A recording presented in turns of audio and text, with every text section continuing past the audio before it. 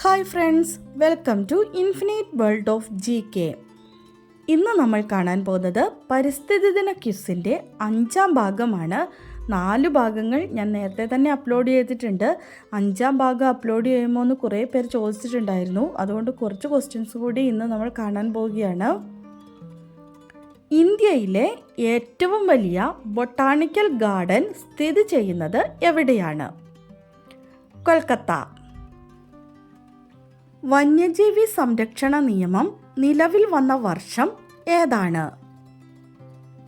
1972.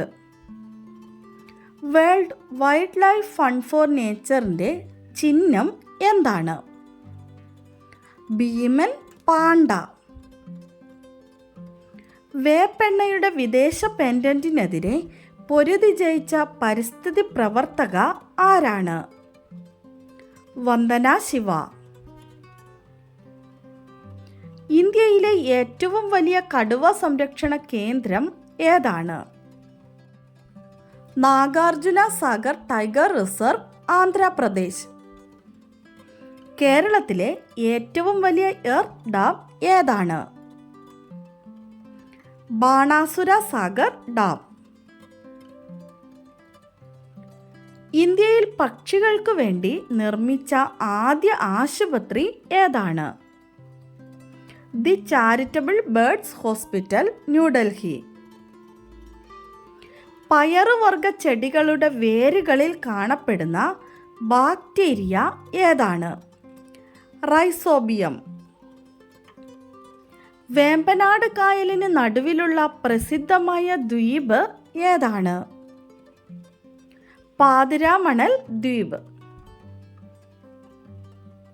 പുഷ്പിച്ചാൽ വിളവ് കുറയുന്ന സസ്യം ഏതാണ്? കരിമ്പ്. സൈലന്റ് വാലി ബഫർ സോണായി പ്രഖ്യാപിച്ച വർഷം ഏതാണ്? 2007. ലോക കാലാവസ്ഥാ ദിനം എന്നാണ്? മാർച്ച് 23. കേരളത്തിൽ ഏറ്റവും കൂടുതൽ നദികളുള്ള ജില്ല ഏതാണ്? കാസർഗോഡ്. ജൈവ വൈവിധ്യം അഥവാ ബയോഡൈവേഴ്സിറ്റി എന്ന പ്രയോഗം ഏത് വന്യജീവി ശാസ്ത്രജ്ഞന്റെ സംഭാവനയാണ്? ഏതു വർഷം? Walter G Rosan, 1985. ജലാശയങ്ങളിൽ പോഷകങ്ങൾ അമിതമാകുന്നത് മൂലമുണ്ടാകുന്ന മലിനീകരണത്തിന് പറയുന്ന പേര് എന്താണ്? യൂട്രോഫിക്കേഷൻ. പ്രശസ്ത പരിസ്ഥിതി പ്രവർത്തക മേധ പട്കറുടെ നേതൃത്വത്തിൽ 1985 രൂപം കൊണ്ട പ്രസ്ഥാനം ഏതാണ്? നർമ്മദ ബച്ചാവോ ആന്തോളൻ. കേന്ദ്ര പരിസ്ഥിതി വനം മന്ത്രാലയം രൂപം കൊണ്ട വർഷം ഏതാണ്? 1985. പരിസ്ഥിതി സംരക്ഷണ നിയമം നിലവിൽ വന്നത് 1986. വൃക്ഷങ്ങൾ, സസ്യലതാദികൾ എന്നിവയുടെ സംരക്ഷണാർത്ഥം ഇന്ത്യയിൽ ആരംഭിച്ച പരിസ്ഥിതി പ്രസ്ഥാനം ഏതാണ്? ലോബയാൻ പ്രസ്ഥാനം. കേരളത്തിലെ ഏറ്റവും ജൈവ വൈവിധ്യമുള്ള നദി ഏതാണ്?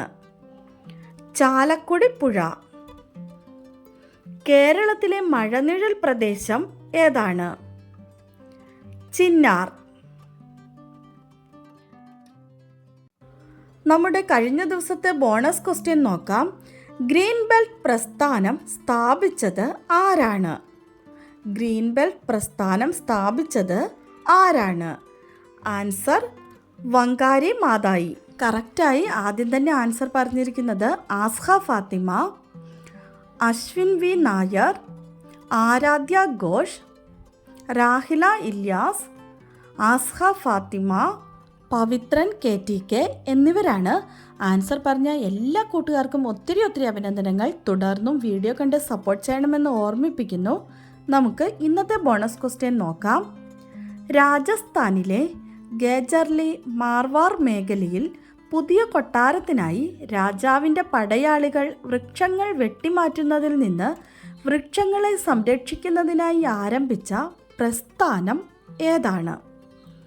രാജസ്ഥാനിലെ ഗേജർലി മാർവാർ മേഖലയിൽ പുതിയ കൊട്ടാരത്തിനായി രാജാവിൻ്റെ പടയാളികൾ വൃക്ഷങ്ങൾ വെട്ടിമാറ്റുന്നതിൽ നിന്നും വൃക്ഷങ്ങളെ സംരക്ഷിക്കുന്നതിനായി ആരംഭിച്ച പ്രസ്ഥാനം ഏതാണ്? ആൻസർ അറിയാവുന്നവർ പെട്ടെന്ന് തന്നെ കമൻറ്റ് ചെയ്തോളൂ. ഇന്നത്തെ വീഡിയോ നിങ്ങൾക്ക് ഇഷ്ടമായി കാണുമെന്ന് വിചാരിക്കുന്നു. ഇഷ്ടമായാൽ എല്ലാവരും ഒന്ന് ലൈക്ക് ചെയ്യാനും ഷെയർ ചെയ്യാനും അതുപോലെ തന്നെ സബ്സ്ക്രൈബ് ചെയ്യാതെ കാണുന്നവരുണ്ടെങ്കിൽ ഒന്ന് സബ്സ്ക്രൈബ് ചെയ്യാനും മറക്കല്ലേ. Thanks for watching.